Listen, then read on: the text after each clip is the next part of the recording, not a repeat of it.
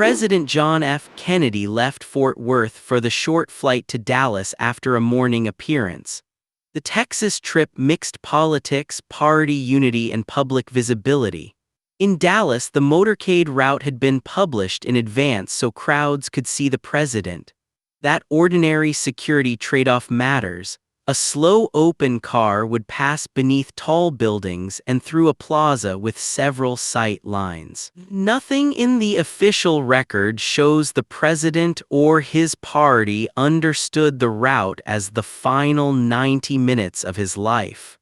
Our clock begins with a public schedule functioning exactly as intended.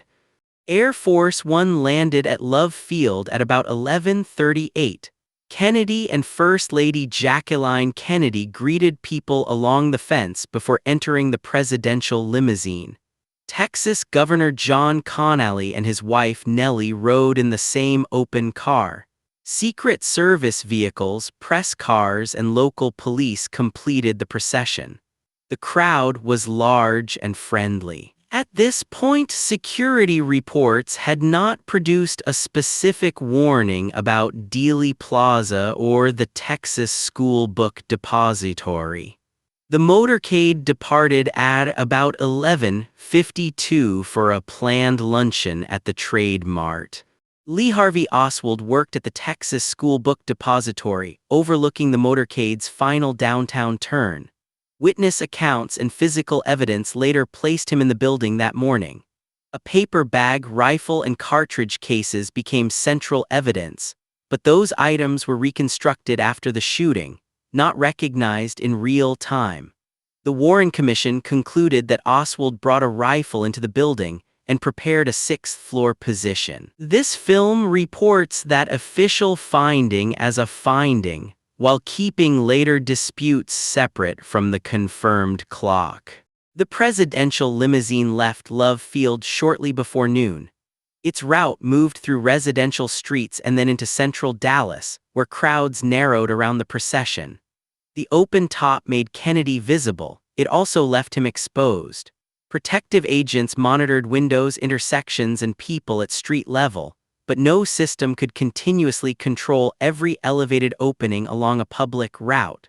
The cars did not move at one constant speed. They slowed for turns and crowds, creating a sequence of changing sight lines rather than one simple straight approach.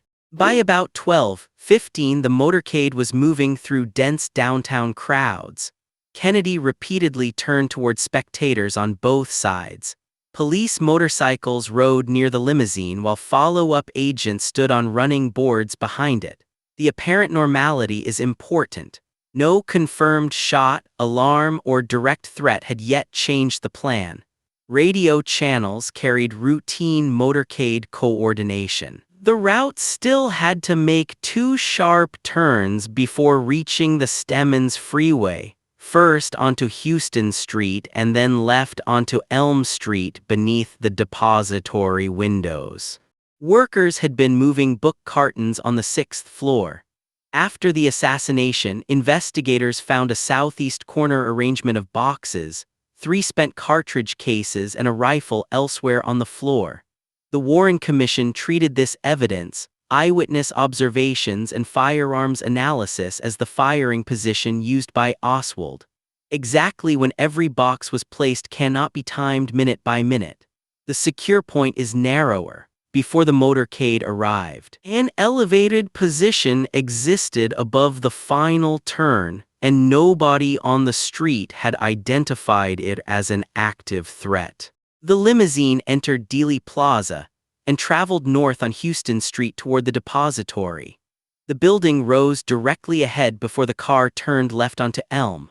That low-speed turn temporarily oriented the passengers toward the window area, then carried them away on a downward slope. Films and photographs later allowed investigators to synchronize vehicle position, witness reactions, and shot timing. They do not reveal every perception inside the car. The official timeline therefore relies on visible action and physical evidence, not invented thoughts. Shots struck the presidential motorcade in Dealey Plaza at about 12:30. Kennedy was fatally wounded and Governor Connally was seriously wounded. The Warren Commission concluded that 3 shots were fired from the 6th floor and that Oswald fired them. Witnesses disagreed about the number and direction of sounds, a common problem in a plaza where echoes and shock overlapped. This reconstruction is deliberately non-graphic. The decisive event is shown through the stopped wave. Sudden acceleration, agent movement, and radio traffic rather than wounds or impact imagery. Secret Service agent Clint Hill ran from the follow-up car and climbed onto the rear of the presidential limousine as it accelerated toward the freeway. Agents and police had only seconds to choose between remaining at the scene and protecting the wounded president. The driver headed for Parkland Memorial Hospital, several miles away. Behind them, Dealey Plaza became an uncontrolled evidence field filled with witnesses, officers, photographers, and spectators moving in different directions. The emergency response and the investigation began at the same moment. Police attention quickly focused on the depository and the nearby grassy areas. Officers entered the building while employees were being accounted for. The elevators did not provide a simple rapid path to the upper floors, and the building contained stacked books, offices, stairs, and many possible hiding places. Oswald was seen by a police officer in a second-floor lunchroom shortly after the shots. The building manager identified him as an employee. That encounter did not establish guilt in the moment, and Oswald was allowed to remain. The limousine reached Parkland Memorial Hospital within minutes. Medical staff moved Kennedy into Trauma Room 1 and Connally into another treatment area. Doctors attempted resuscitation while officials tried to protect the rooms, contact authorities, and manage information. The treatment record confirms the severity of Kennedy's injuries. This film does not reproduce graphic medical detail. Outside, reporters and staff gathered before an official statement existed. The nation still did not know whether the president was alive, whether the attack was continuing, or who had fired. Officers searching the 6th floor found 3 cartridge cases near the southeast window. Boxes created a partial screen around the position. A rifle was found later on the same floor. These discoveries transformed the building from one possible origin into the center of the official case. Chain of custody, photographs, fingerprints, ballistics, and witness testimony would be examined for months. In the first 15 minutes, however, officers were working with fragments, a location, physical objects, and an employee list that was not yet complete. The official reconstruction placed Oswald leaving the depository, boarding a bus briefly, taking a taxi and reaching his room in Oak Cliff. Timings were assembled from witnesses, transit records, and later investigation rather than continuous tracking. He changed clothing and left again.